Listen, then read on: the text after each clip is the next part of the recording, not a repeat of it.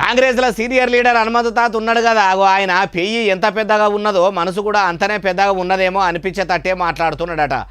అట్లెవల కనిపించనే ఇంతకు ఆయనకు అంత పెద్ద మనసు ఉందని ఎవల కనిపించే ఎవరు ఇట్లా చెప్తున్నారే అంటే హనుమంతు తాతనే చెప్పేది. ఈ నుండి మీరు అర్థమవుతుంది ముచ్చట. హనుమంతు తాత ఆలస్యం చేయకుండా అసలు ముచ్చట చెప్పే.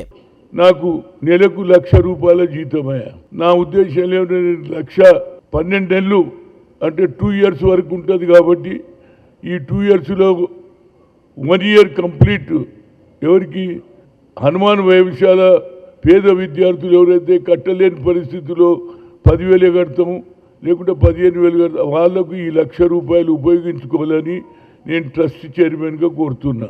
ఎంత పెద్ద మనసు చూడుండ్రి. రాజకీయంలో ఉండి కోట్ల రూపాయలు సంపాదించుకుంటున్న సర్కారిచ్చే జీతమును కూడా తీసుకునే కొందరు రాజకీయం లీడర్లు ఉన్న ఈ కాలంలో కూడా హనుమంతరావు సారు నెలకు వచ్చే జీతము హనుమాను వ్యాయామశాలకు ఉత్తపుణ్యానికే ఇస్తా అంటున్నాడంటే ఏందన్నట్టు ముచ్చట. హనుమంతరావు సార్ది ఎంత పెద్ద మనసో చూడుండ్రి. ఇట్లా 1 నెల 2 నెలలు కాదు, 2 ఏళ్ల దాకా వచ్చిన పైకము నెలకు ₹1,00,000 అంటే ఏడాదికి 12 లక్షలు, 2 ఏళ్లకు 24 లక్షలు కాబట్టి 24 లక్షల రూపాయల సాయం చేస్తా అన్నాడంటే చాలా గ్రేట్ కదా. మరి ఇట్లా పైకమిచ్చే తాతకు ఈ వయసులో కూడా ఏమన్నా కోరికలు ఉన్నాయా అంటే ఇనుండ్రిగో.